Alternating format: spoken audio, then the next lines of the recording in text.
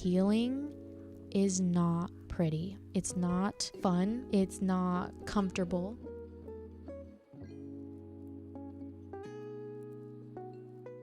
Hello, what the freak is up?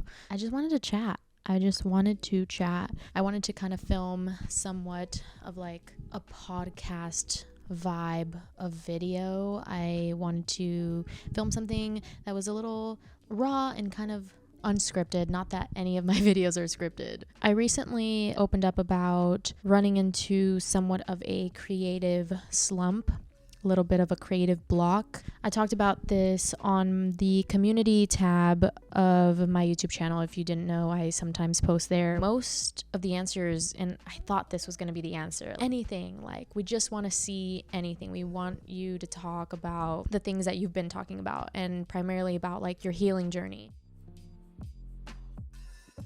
My healing journey has not been linear at all, not that anyone's is. I really did think that healing was something that you did like overnight or something that like you built up to. I'm now realizing more than ever, owning and embracing and accepting that healing is not pretty.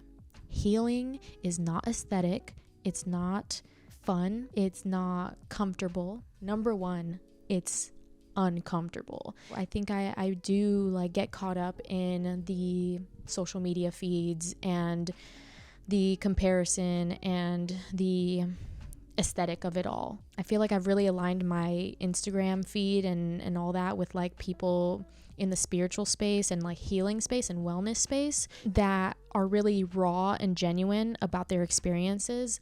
But I think I also still think that they just got there because they landed there. I don't consider the fact that they had to start from nothing, just like we all do, basically. They did a lot of work, probably had to be really consistent. They had to find out what works and what doesn't. They had to do the really hard, grueling work to get to the point where they are now. And I think I get caught up in the result of it all. I'm like, oh, I just want to be there. I just want to get there already. And it's like, but you don't realize there's like a route you have to take. You have to do pit stops. You have to grab snacks on the way. You have to get gas on the way. You can't just go straight there. You're going to burn yourself out. It's also not the way things work. It's funny because I thought I always knew this. My thoughts weren't really aligning with how I was feeling. I just felt like I should be here already. I've been doing all this work mentally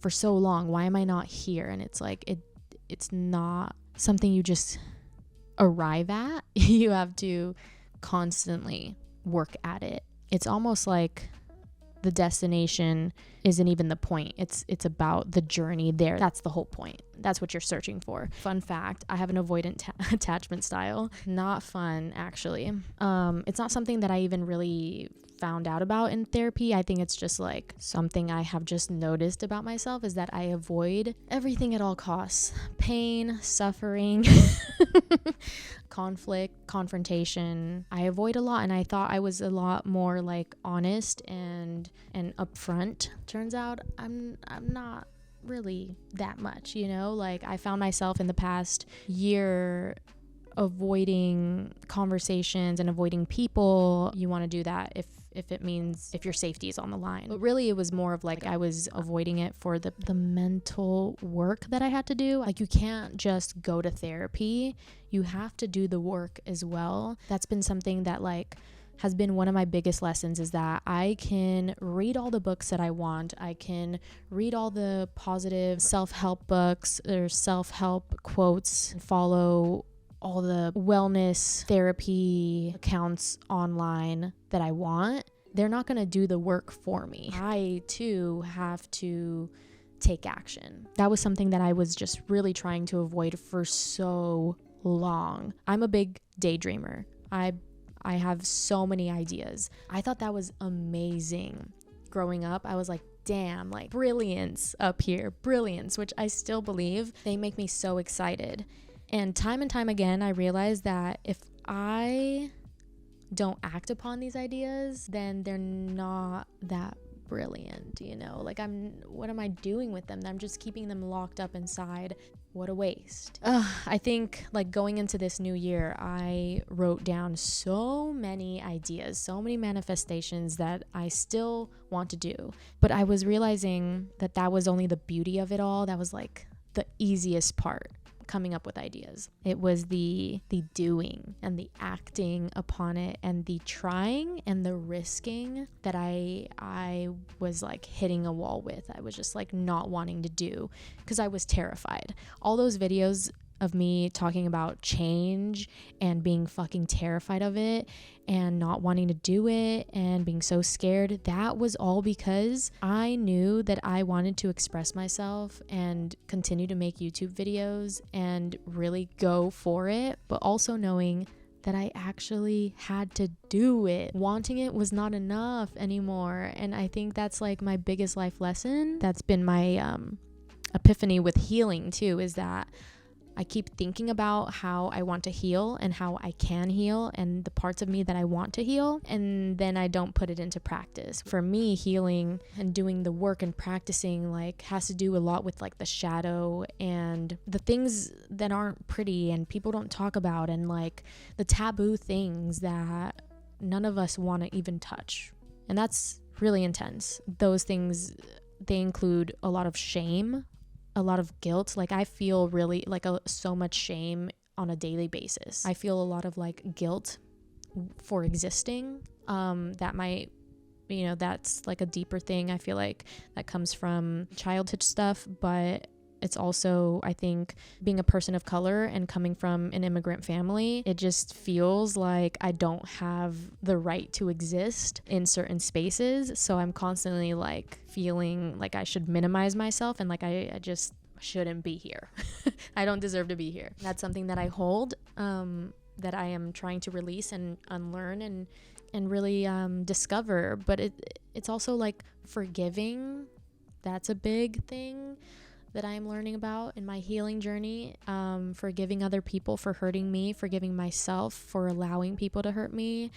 Yeah.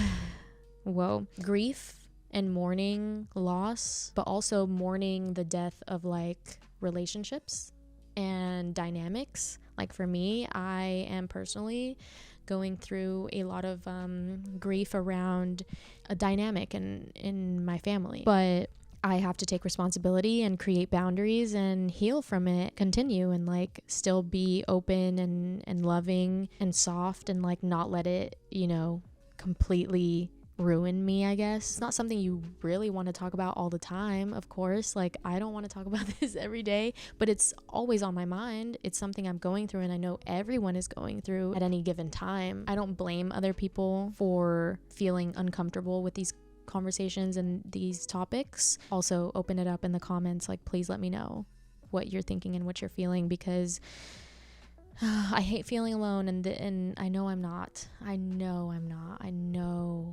y'all know what I'm talking about, and maybe you don't, and that's fine. We can still hold space for each other and be here together. I wasn't feeling great in the past couple weeks, and I didn't want to make videos about that, because I was like, oh, this is just so ugly. Like, this is not aesthetic. This is not fun. This is boring. And then when you guys commented back of like, we just want like you to create anything and we love hearing about your healing, I was like, all right, we cannot arrive to our desired destination without the journey.